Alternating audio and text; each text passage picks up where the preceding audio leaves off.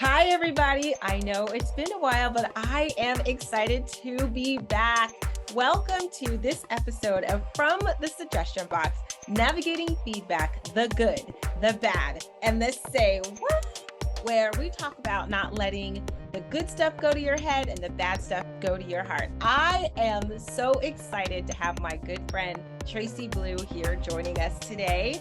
She is phenomenal. And let me just tell you a little bit about our girl, Traci. She's a community relations management professional with a passion for working within the Central Florida community and 20 plus years of experience in the fields of community relations, public relations, training, coaching, and management. So she is coming with a lot of knowledge, and I'm so thrilled that she's here. She spent her career serving in the fields of corporate sports management. I'm all about the sports, government, and nonprofit management. She also serves on several nonprofit boards of directors in the Central Florida community, including Orlando and Orange County Compact, Athlete Connections, Parramore Community Engagement Council, and OCPS ACE School Community Leadership Council. Ms. Blue currently serves as the Director of Strategic Community Initiatives for HOUSE, the Central Florida Regional Housing Trust.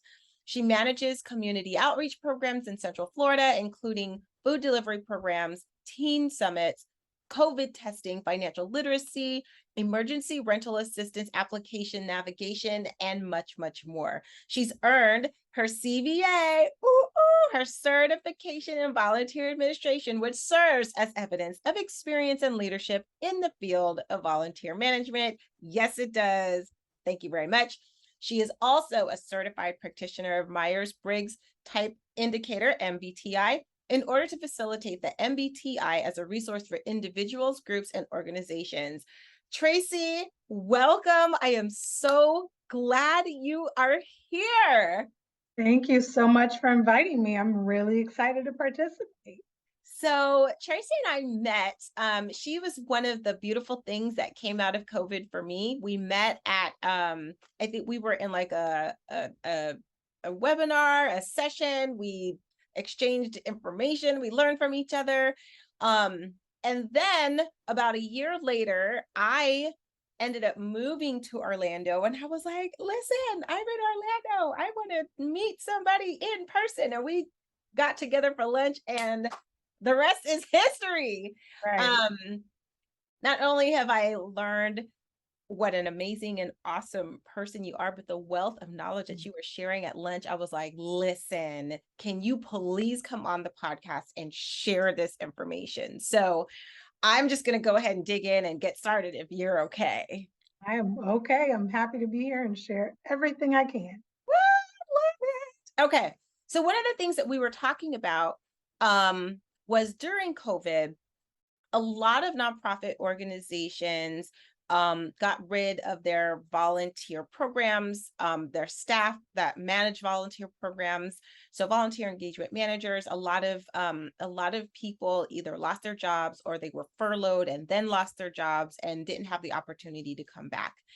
And one of the things that we kept hearing was that, in terms of we have to cut costs and the volunteer program doesn't bring in money. And when Traci and I were talking about that, we were like, oh, but wait a minute.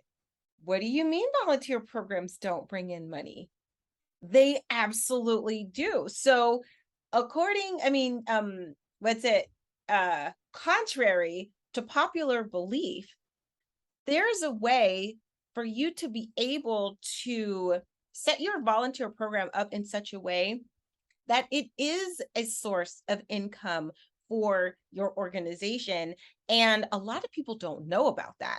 And Traci has had a lot of experience in doing this. So that is why I thought it was so important for us to come on and talk about this in terms of helping you to make your volunteer program viable and indispensable so that should something come down the line like that, and that's the first thing that they want to bring up on the chopping block, you have grounds to stand on. So I'm going to stop talking and I'm going to turn it over to Traci. Traci, share your knowledge.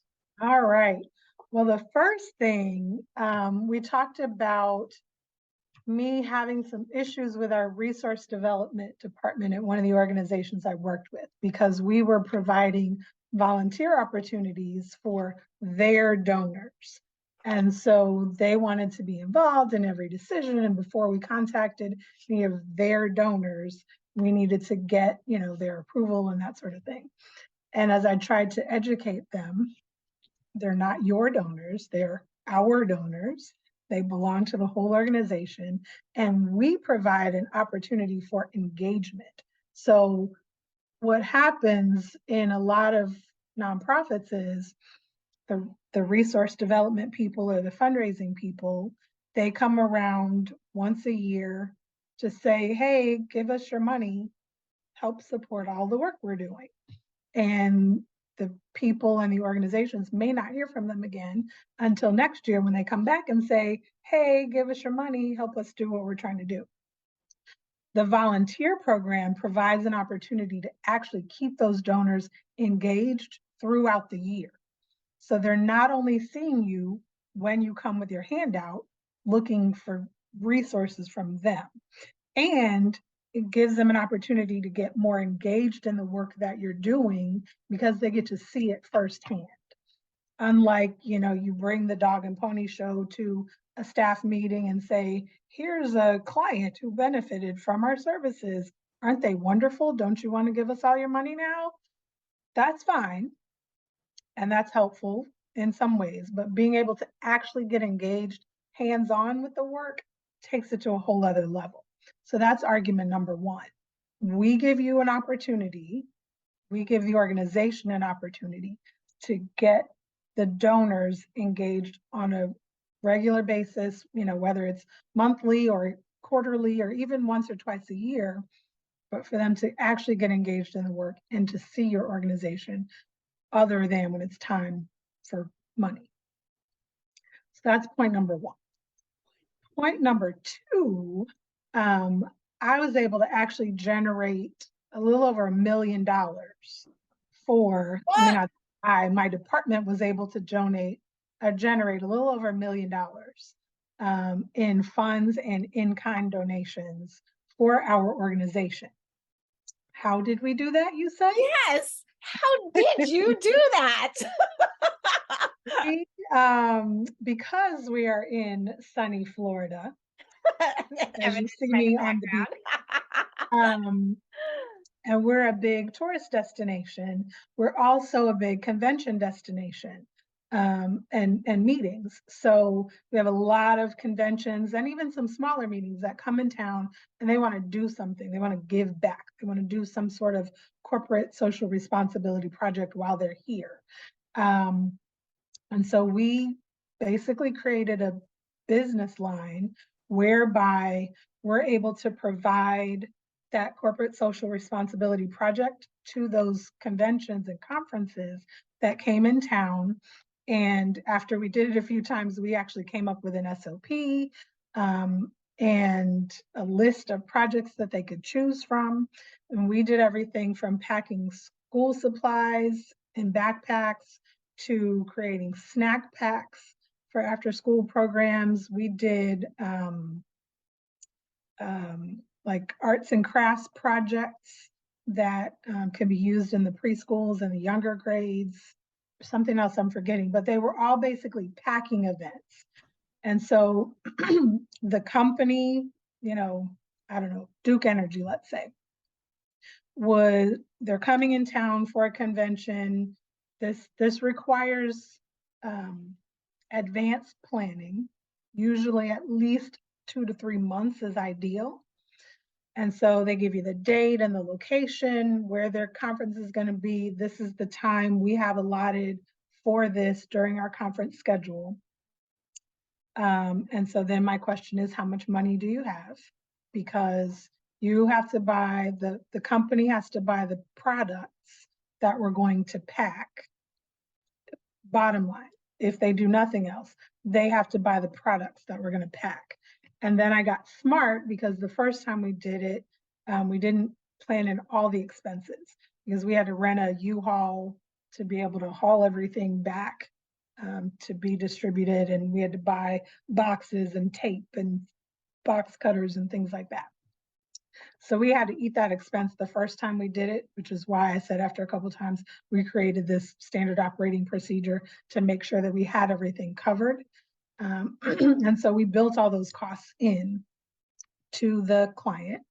So we, once we figured out what kind of project we wanted to do, we talked about all the pieces that needed to be included in the project, and then all the equipment and resources we were going to need: truck, boxes, scissors, tape, markers, name tags, whatever we needed to pull the project off. We included that in the cost. Usually there was no venue fee because they already built that into their conference fees. Right. Trying to think of anything else that might be included in the project. We included in the cost, and we broke it down for them so they knew everything that was included. And on top of that, we always, I can't think of one project where we didn't get an additional donation. So we would pack all these items, and then we would keep those items for our community to then distribute to our either the people that we work directly with or the partners that we work with.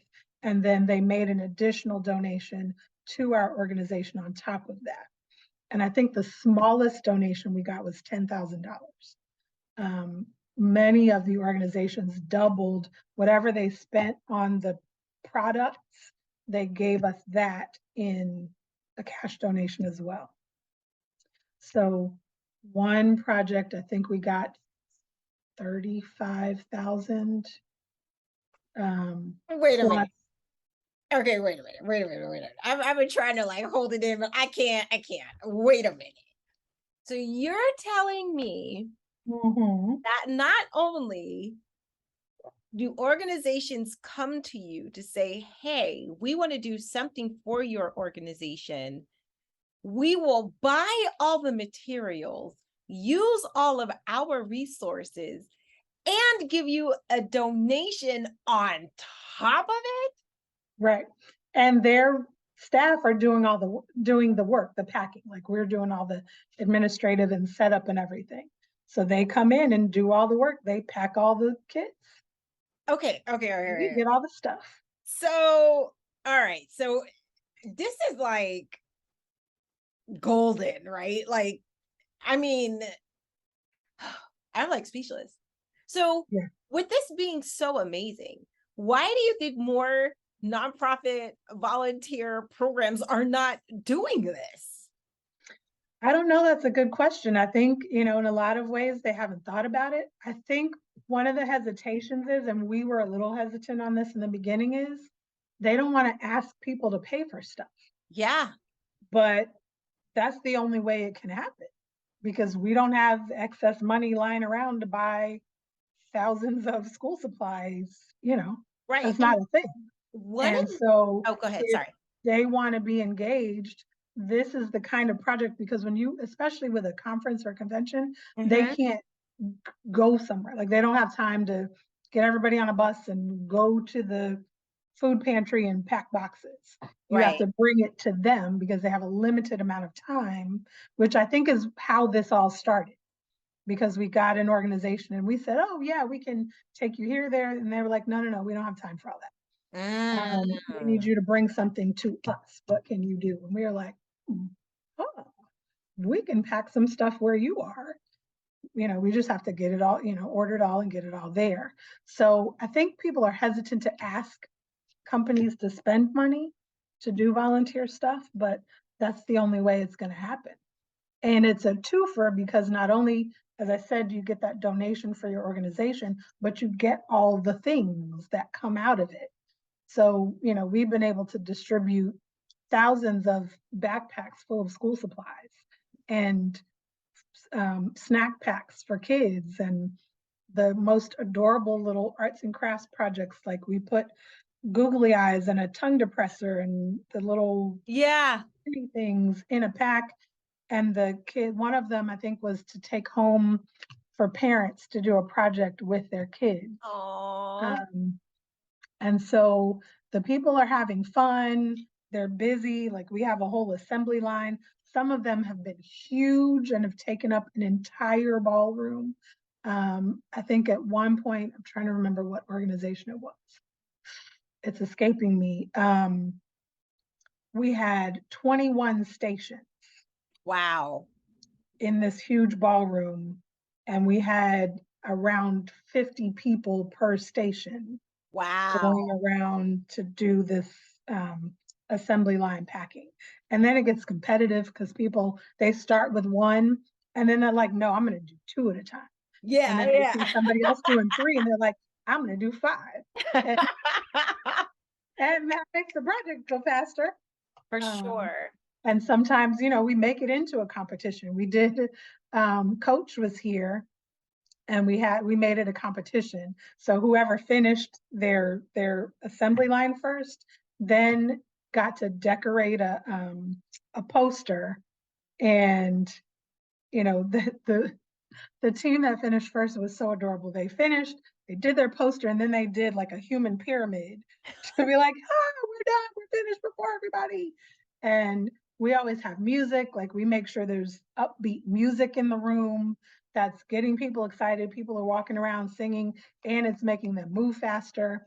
And it's just a good time for everybody. It is a lot of work, which may be the other reason that organizations haven't done it. Um, because it takes a lot of upfront work with ordering all the projects. I actually had to do algebra. What? Oh, you just lost me at And algebra. listen, Sorry.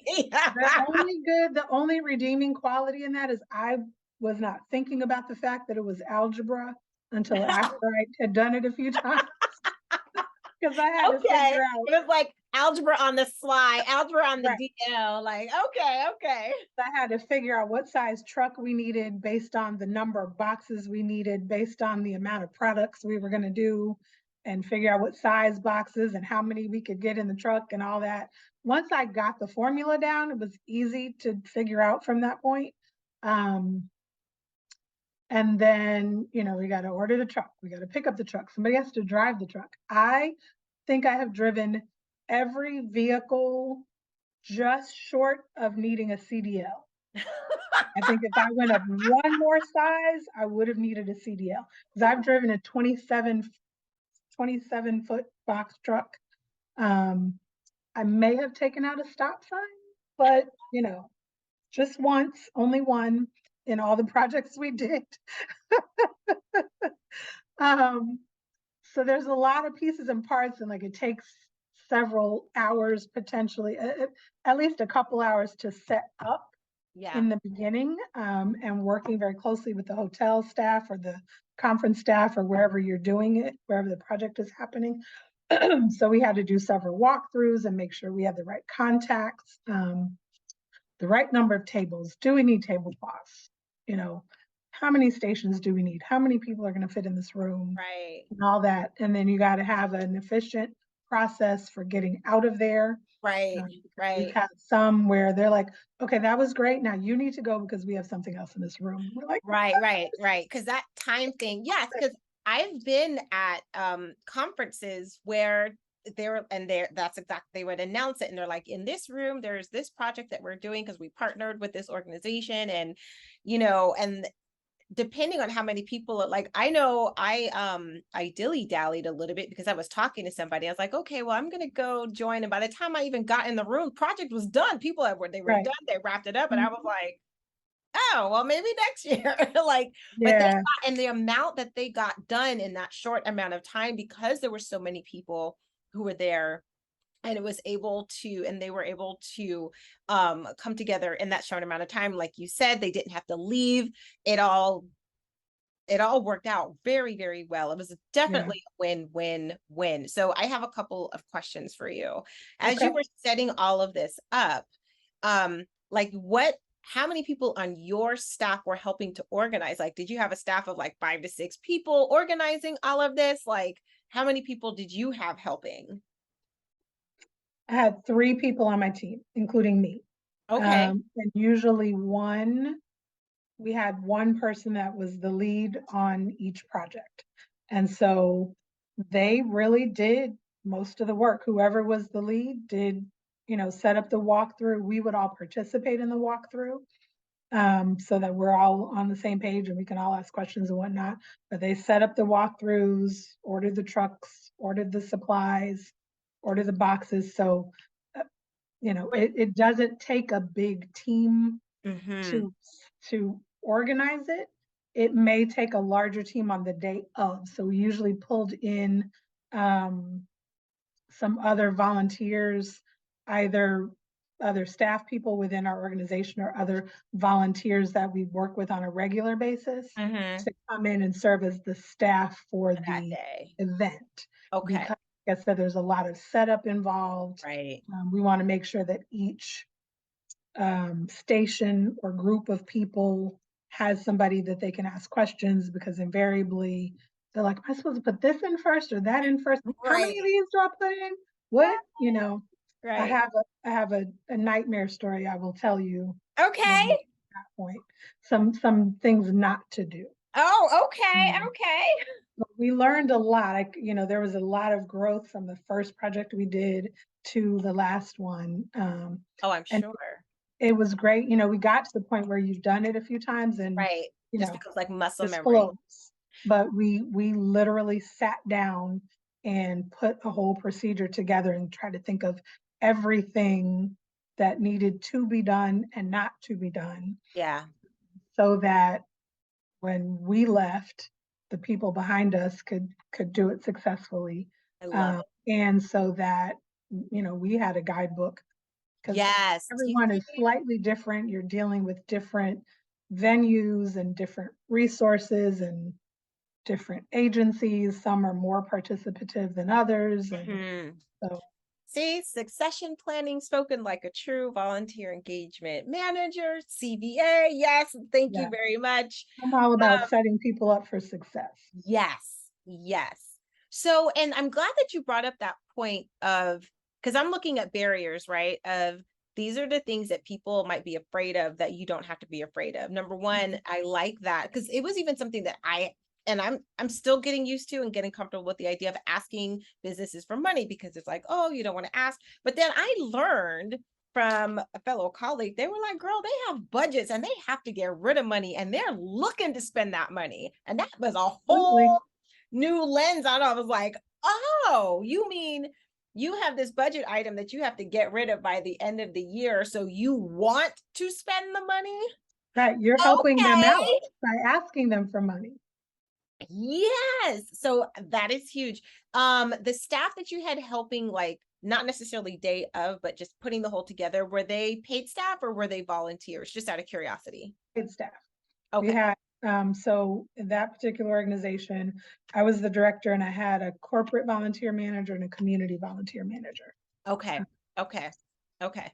Well, and the good thing is, as people are thinking about this and they want to partner with their fundraising development teams, however it's called in their organization, Mhm. it could be something that they partner together because Yep.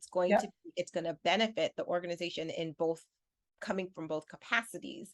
So, Yep. and the reason why I bring that up, because a lot of people listening, they're like, oh, but I'm only a staff of one and I can't do it. But you don't have to, especially if you show the benefit. And look, if you're bringing in $1 million, somebody on that staff is going to find some time to help you bring that money in. Right, absolutely. And the resource development people were the first people we went to for that day of support.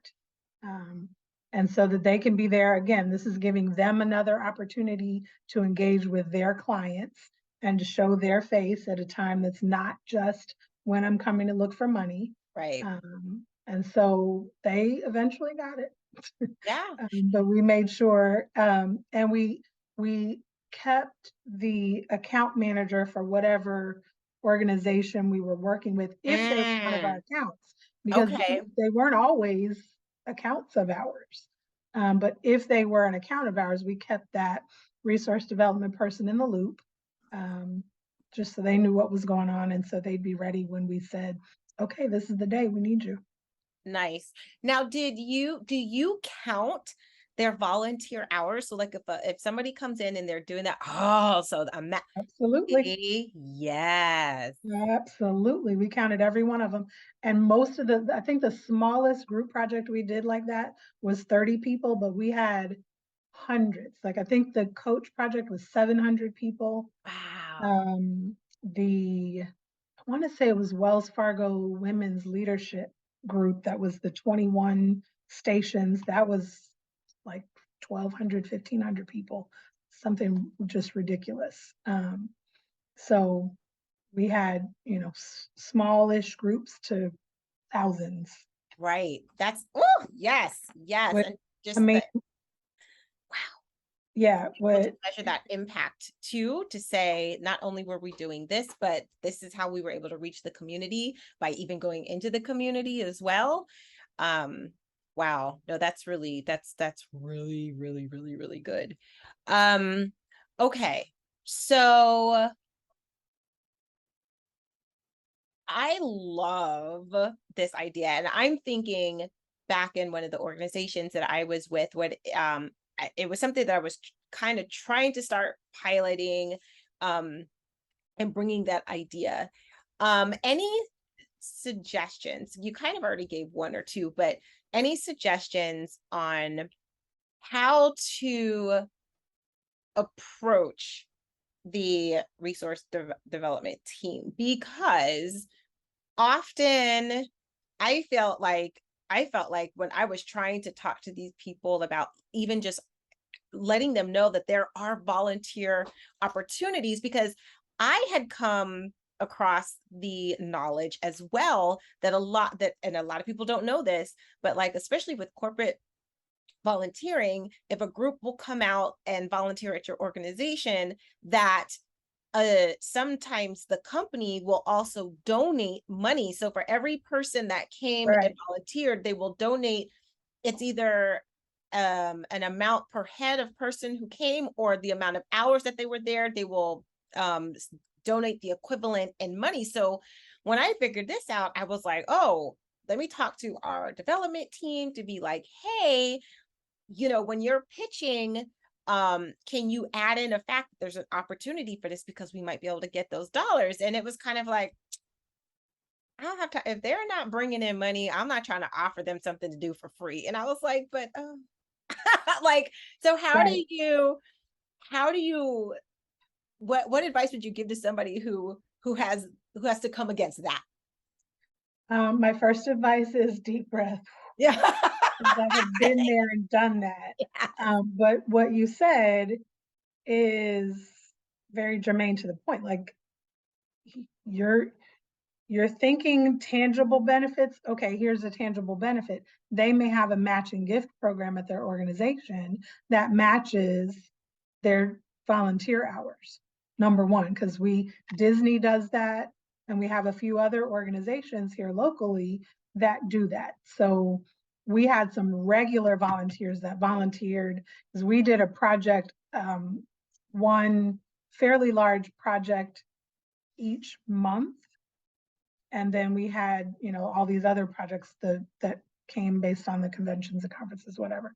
Um, and so we had people that volunteer at every project. And so if you've got 5 people that volunteer, let's say even a small project, 2 hours at a time every month. So that's 2 hours, 12 months, 24 hours times 5. I'm not going to do that math, but I was about to multiply say. that. Look, I told you I did algebra and I was not happy about it. I'm not trying to do basic arithmetic Yeah. either on the fly. But multiply that, and let's say they donate $10. Let me do the math so I can give you some real numbers. So 24 hours times 5 people, that's 120 hours. If they donate $10 per hour, that's $1,200 just from 5 people doing 2 hours a month. Yeah. It's not nothing. Right. Uh, Right. Not to mention the fact that you are deepening that relationship Relationship. with that donor. So they're not just giving one time and then you never see them again, because what the resource development people should understand is the value of the dollar value invested in developing those relationships, because it costs a lot less to maintain relationships than it does to create new ones. So they Yeah. should understand that dollar value. And so if you can help engage and keep those volunteers engaged on a regular basis. So, that year they were able to get $1,200 matched. They had such a great time. Next year, they're going to do 3 hours a month, and it's going to increase that match. And they're going to keep coming back Right. versus they did one project, never heard from you again, and now you've lost their volunteer hours, you've lost their matching time, and you've lost their donation Whew. because they weren't engaged. Right. So you can break it down to them that way and help them understand the value of that engagement. Forget about these projects that bring in tens of thousands of dollars. Just the one person at a time, the value of them being engaged versus Yes. only seeing you at workplace campaign time Yes. or Giving Tuesday or whatever. Right. Right. Right. That is huge. Yep. Um, and it gives them, so a lot of corporations have their philanthropic goals or their corporate social responsibility goals. And so Hmm. this organization might be all about hunger. This organization might be all about education. We developed a program for banks because they had to get CRA hours. So they were doing, just regular volunteer stuff. We had an organization where people could go cuddle babies. And that was like one of our favorite volunteer opportunities for people. So the bank people, when the stuff started coming down and the CRA became super important for them, they said, listen, as much as we love cuddling babies, we don't get any credit for that. Mm. We need to do something that's specific to financial literacy. So Hmm. we said, okay, we have an idea for you. And we created a whole project based on them being able to deliver financial literacy to middle and high school students. Um, it's really fun. I'll tell you really quickly because I based it on a Cosby Show episode Ah, when do Theo tell. wanted Do to tell. when Theo wanted to move out and Cliff was the mayor and the maintenance man and the Yes. landlord and all those different roles. And so he Yes. kept having to pay out money for all these things and he was broke at the end of it. Yeah. So the exercise was pretty much like that. We gave the kids a list when they came in of jobs with no other information, just the name of the job, and told them they needed to pick a job. Once they picked a job, then they went to another station where they were told how much that job made. Because we didn't want to include the salary information because they would all pick the high salary job. Right. We wanted them to pick something that they would actually be interested in. Then they went to another station where they learned their family status. So to make it random, they had to roll a die. And so whatever it landed on, that determined whether you were married or not and whether you had kids or not, which those things did not always correlate because as we know, they don't always correlate in real In life. life. Um, and then how many kids they had. And then there were 10 stations they had to go around to, like, transportation. So they had to pick whether they were going to take a bus, whether they were going to buy a sedan or a luxury car. They had to pick housing. So if they were going to stay with their parents, if they were going to um, rent a place or buy a home. Um, they picked entertainment. So they had choices like we could go have a picnic in the park, or we could go to the movies every month, or we can go on trips. So we made sure there were different levels at each station, and they had to go through all the 10 stations, and they had their budget or how much money they made. And I think we took taxes off the top. Oh, And then that hurt. but that's part of the reality of it. And actually the exercise was called Reality Store. Um, Oh, there you so go. once they got their salary, we told them, okay, this is how much you have to pay in taxes. And we gave them an opportunity to donate to charity. And then once they went through all their stations, we had a social services station. So if they found that they were out of money or they were in the negative, the social services people would help them try to fix that, fill that gap, whatever the case may be. And it was really cool. And the kids loved it. It opened their eyes to a lot of things. We always did a debrief and said, what did you learn from this? And they were like, almost every time we got the answer that I don't want to have kids. Kids are too expensive. And so my response to that was, you need to go home and thank your parents tonight for everything. I want you to think about that the next time you ask them for something and they say no, and you start whining and complaining, well, why can't I have it? Why don't you just work more hours? Where'd all the money go? Now you see. So go home and thank your parents as soon as they walk in the door. Um, and the banking people loved it because it was fun for them. They got to interact with the kids and they got credit for those volunteer hours. Yeah. So that's another selling point. That was a very long way for me to say.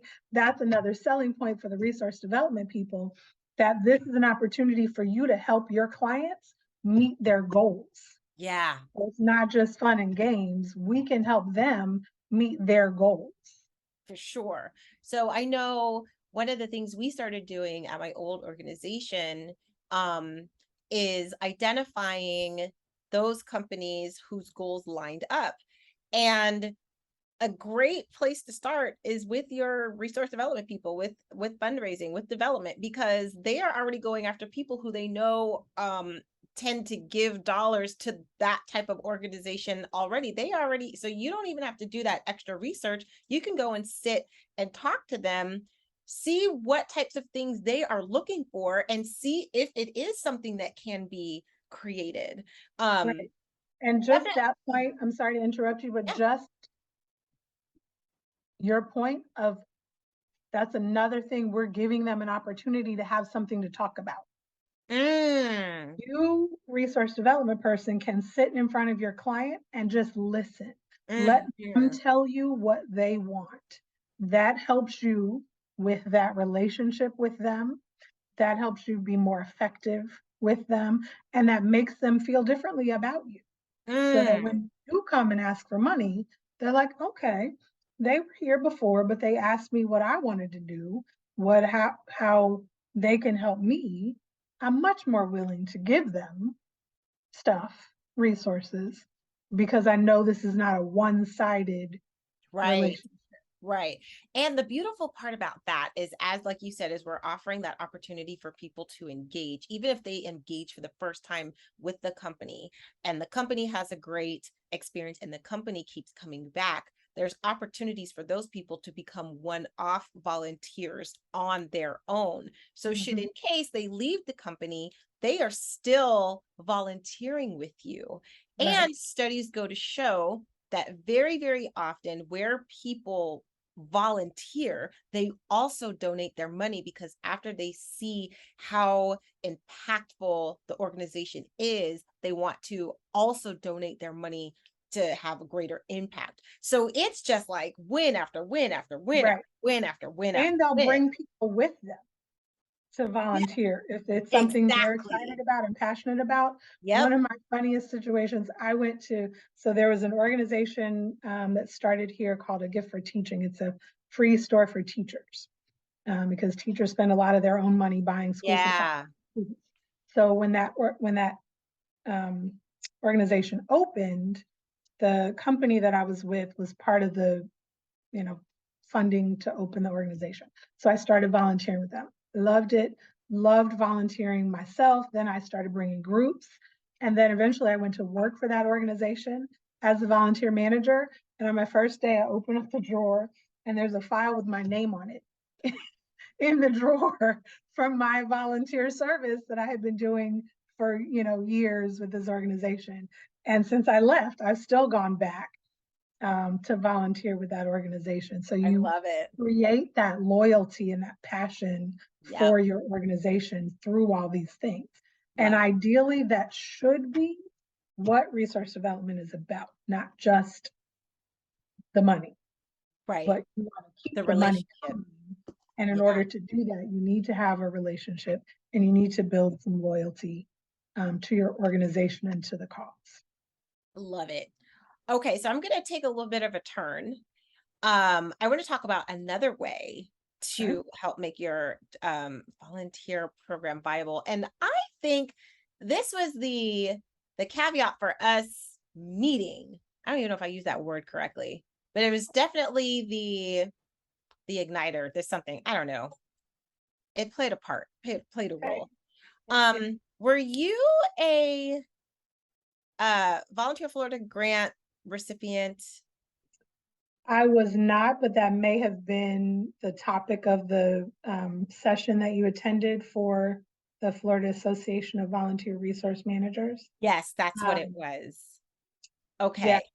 I have never been a recipient of that grant because the way the grant was, we didn't have like our programs weren't right for that. For that, right. But we definitely worked with Volunteer Florida on getting some people to apply for it, Mhm. getting the word out. Okay. So that's So a great opportunity. it is, and I can speak to that part of seeking grants. Um, Getting grant funding for your organization, for your volunteer program as a way to bring in money.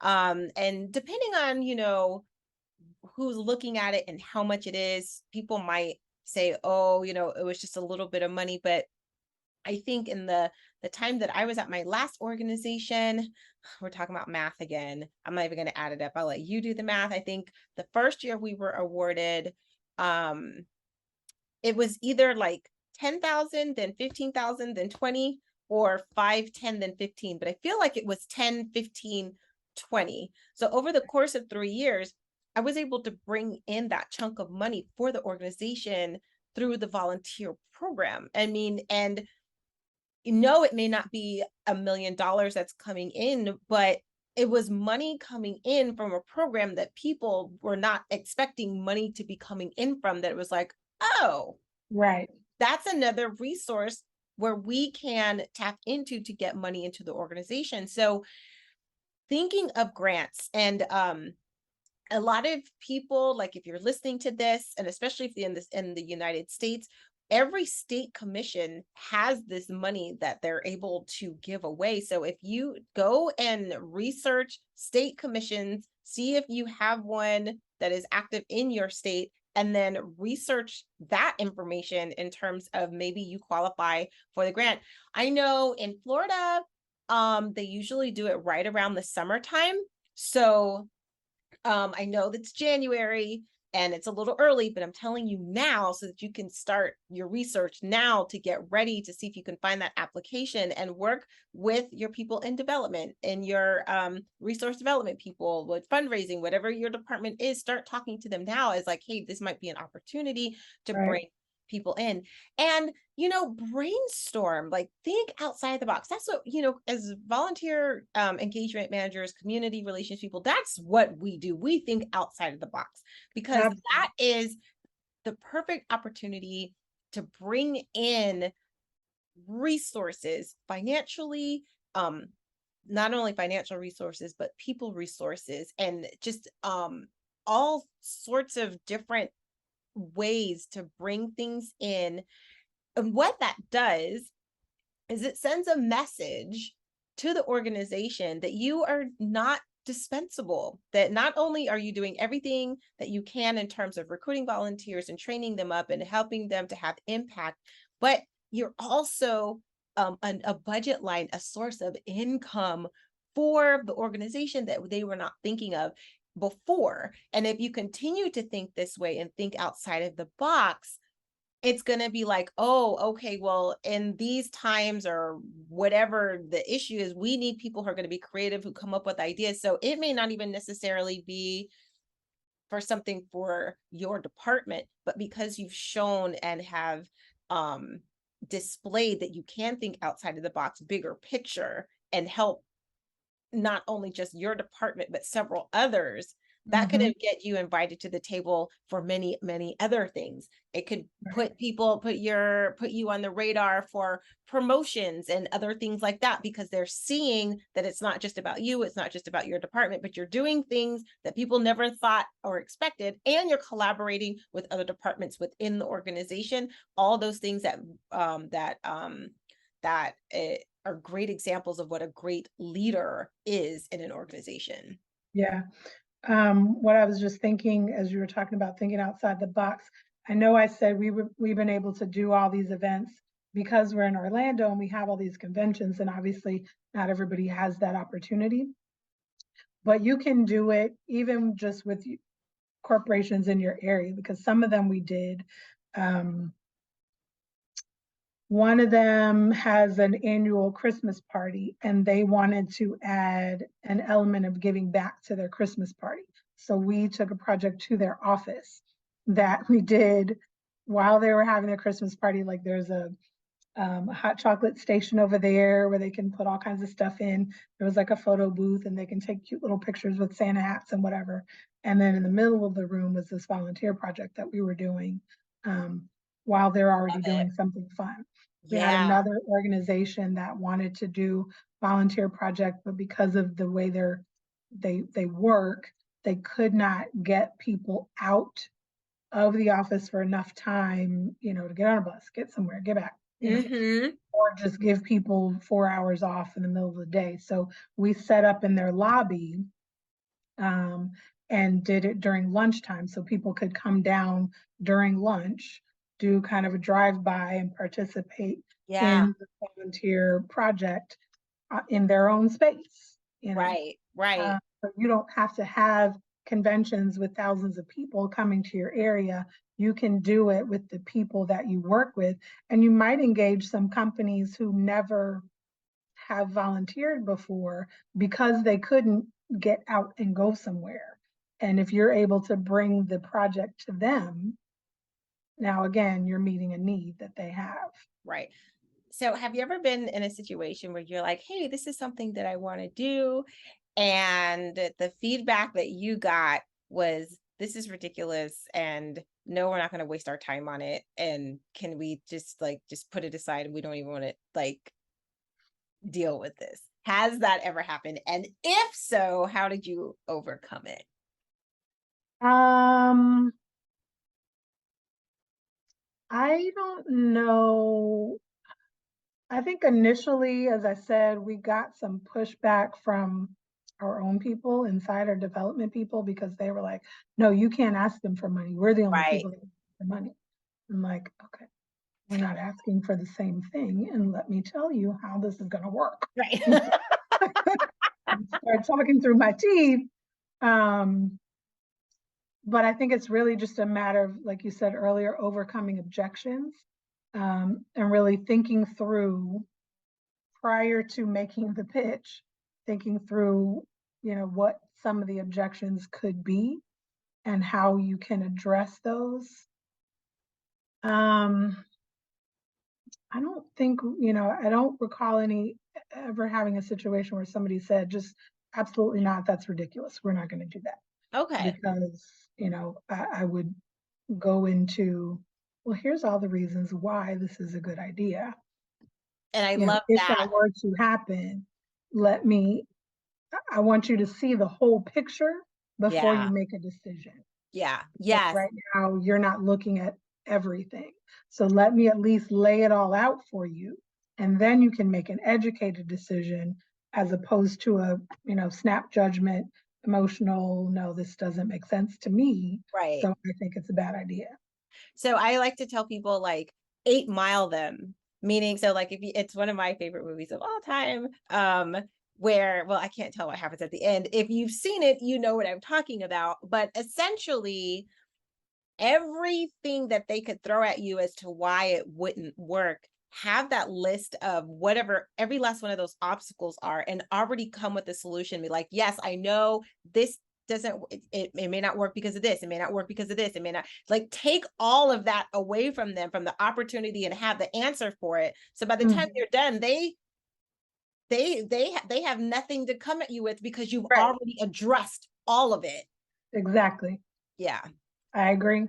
That's the strategy because this is going to be a sales pitch in some ways to some people, both internally and And externally. externally. Yeah. And it may not work for everyone, but you got to figure out who it will work for. And I think the other thing too is once you have some success under your belt and you're able to say, this is what we did for these people, this is what we did for these people, this is what we did, then it legitimizes you and your project Mhm. more. It Mhm. might also spark some competitive juices to Mm. say, if I were to do a project with Disney and then say to Universal, Disney did this. They might be like, oh, well, if they did it, Right. we're going to do it. Right. I'm not Right. above that. Yeah. I'm not doing the competition. I love it. I love it. I love it. I love it. Like we've done some things with UPS and FedEx and been like, you're going to let them one up you? I'm just saying. Just saying. I love That's it. up to you, but I wouldn't. Hey, look, just know how to play the game and like don't Right, be mad at it. I love it. right. I love it. Okay, so when um before I switched and just asked some questions about you and your journey in general, um, are there any other tips or ideas in terms of how to make a volunteer program viable and indispensable financially? Any other ideas? Because we have the corporate social responsibility and also grants. Are there anything, and is there anything else out there that maybe we didn't touch on? One thing that I will add is look in your area and see if there's a volunteer management group, Mm. um, because that's a great opportunity for you to learn from other organizations what kinds of things they're doing, to get ideas, to share ideas with each other, to mentor each other, to frankly vent with each other if you need Yes. to share resources, excuse me, that you know of. I've been involved in both corporate volunteer groups and nonprofit volunteer groups. So the corporate side was the volunteer managers that send the employees out, and the nonprofit was the ones bringing the volunteers in. There are also statewide organizations. In Florida, we have the Florida Association of Volunteer Resource Management. There's some other organizations. I think those are good to be able to surround yourself with like-minded people because usually there aren't a lot of volunteer management professionals per organization. Very often, probably more often than not, it's just one. Yep. Um, and so if you have other people to use as a sounding board, they may be having some of the same challenges you're having, or may have, found a way over that particular hump that can help you. You may have some things that can help other people. So I definitely encourage people to find organizations in your area that exist like that. And if they don't, start one. Start one. Because we had one that went away and then I started it again Yes. so that we could keep that engagement and those relationships going. I agree 1000%. 1000%. And actually, that is because of a group like that. That's how Traci and I connected. It was through something Absolutely. like that. And then we've Mhm. stayed connected, and it's just been bliss ever since. But yeah, there's your local Dovias and just all different types of places. So I'm a huge believer. If it's not there, start it, because I guarantee you somebody else is going to be like, oh my goodness, somebody else who knows exactly what I'm talking about. Thank you so much for doing this. Mhm. I've had to start 3 or 4 of them myself, and not one time was anybody like, "Oh, this was a waste." It was like, "Oh, somebody else who gets me in Right, my particular industry."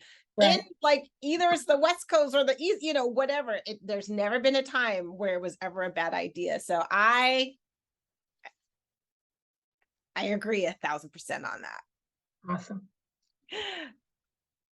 I want to say one of the lessons that we learned, I mentioned a nightmare Oh, story, yes, yes. was do not try to do a volunteer project during happy hour, especially if it's a packing event. Oh, I We can had only imagine. people literally walking up to the table with a beer and a glass of wine, like, let me put this down so I can stuff this stuff in here. And so we said, like, we have signs at each station and we have people there saying, please only put one of these, or whatever it is, one of each item. Girl, at the end of the night, we were like, why is this one so light and this one is so heavy? What the heck? There's 5 erasers in this one, there's 12 rulers in this one. Like, okay. Especially the further along we got into happy hour, like, rules. We don't follow no stinking rules. I've had 6 beers. I'm gonna put whatever I want in here. So we Oh, were like, yep, no more happy hour packing events. Not gonna do it. And oh my. anybody that brought it up, we're like, is there another time during the day? Because we've tried that and it didn't work. So, Oh, if it's something that involves following rules, maybe stay away from happy hour. Just saying. duly noted. Duly Yeah. noted. Mm-hmm. So that was fun. And then we ended up with this was also ridiculous. And I'm trying to remember how it happened. I think I've blocked it out of my mind because it really was like it started with a happy hour and then ended with this huge, ridiculous pile of backpacks in the middle of the room. Because ideally, what we would have done is as they pack them, put them in boxes, close up the boxes, get ready to Right. load those on the truck. They wanted a visual.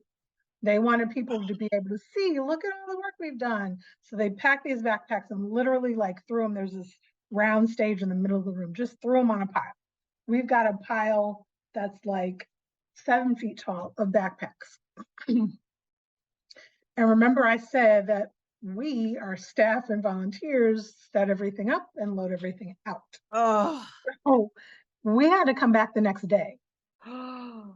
because we could not get all those backpacks put in the boxes and loaded in the truck before midnight. Like it was ridiculous.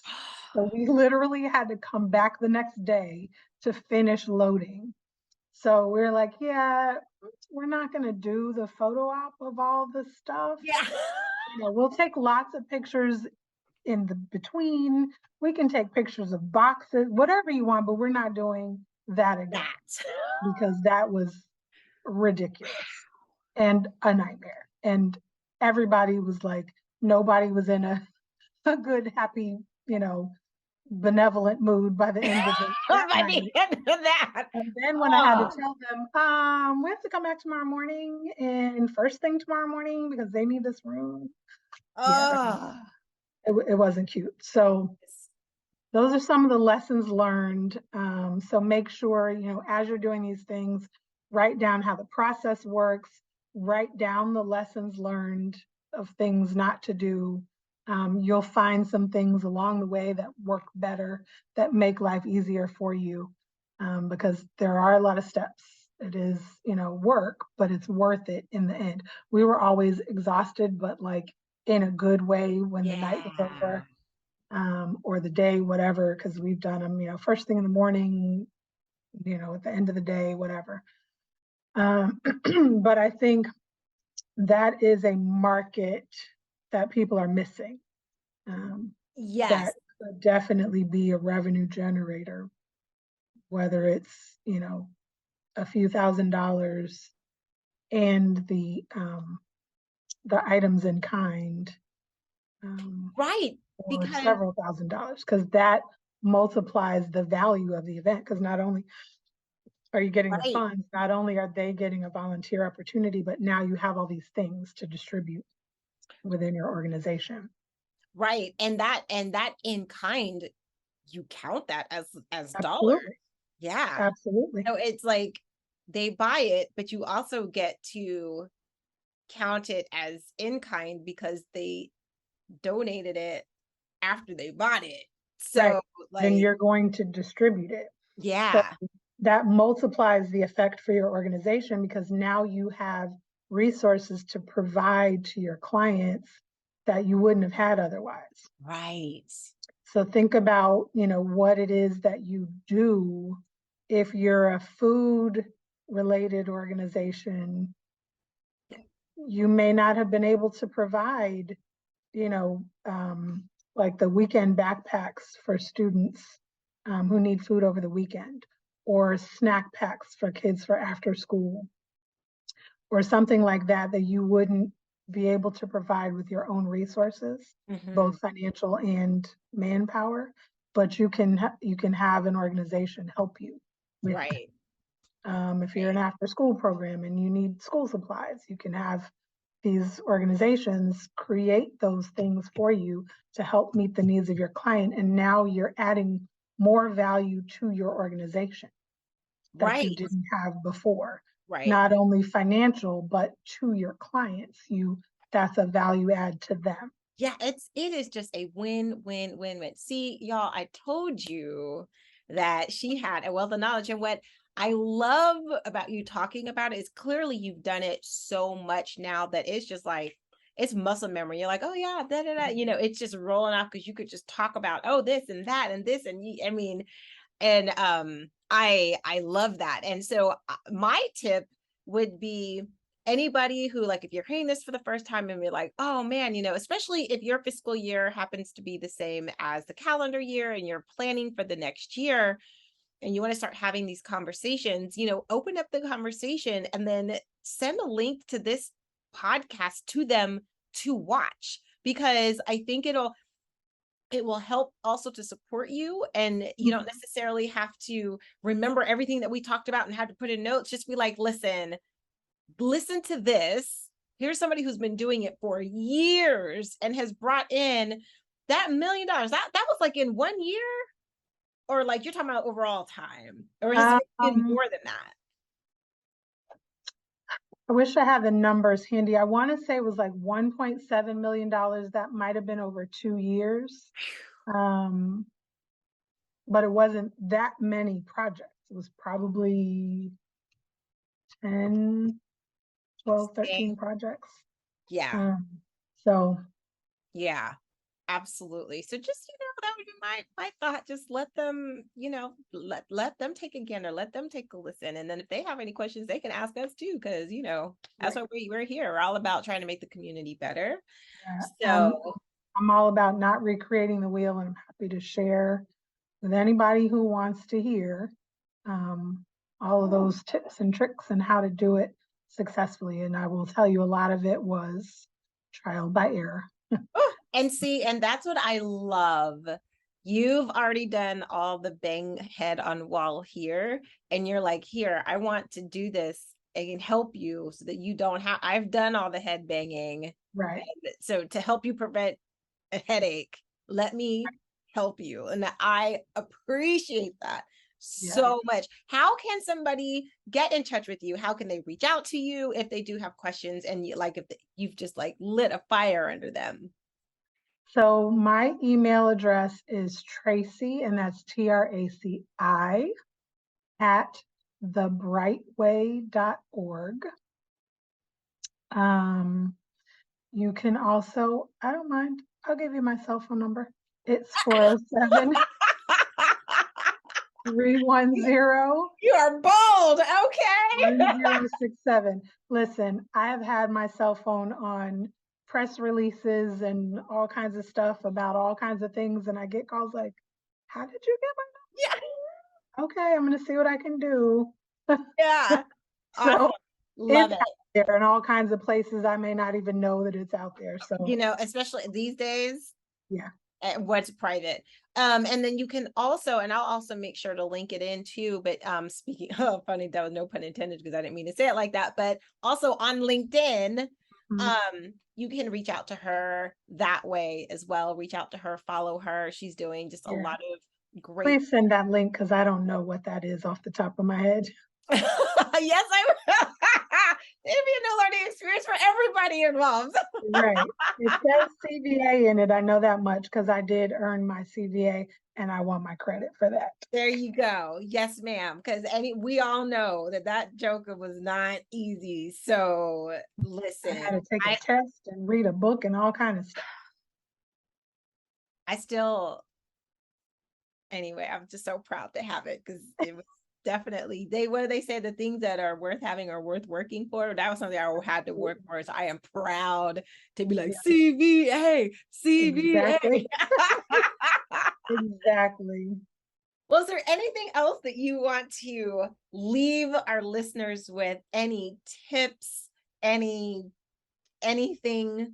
Just what would be your goodbye words? I will just say thank you for what you do, because that is one of the things that volunteer managers do not often hear. We get a lot of questions and a lot of side eyes and, that sort of thing. And we're always thanking other people. Yes. We don't get to hear thank you. So I will say to all of the people working in the volunteer management field who are listening to this podcast, thank you for what you do. Because a lot of people look at what we do and they think, anybody can do that. You get paid to do that? Which irritates the crap out of me when people say, do you get paid to do that? Good job. But those of us who do it know that it is not easy and not everyone can do it successfully because there are some special skills you have to have. So I appreciate you. I thank you for what you do. Keep up the good work. Keep up the good fight. Keep getting in good trouble. Do what you do. And ladies and gentlemen, and people of all ages, I'm going to end on that. Traci, thank you so much. And to all of you who are viewing, thank you so much for joining us again for this episode of From the Suggestion Box, navigating feedback, the good, the bad, and the say what. I hope you stay tuned for the next one. We'll see you soon. Bye-bye. Bye-bye, everyone.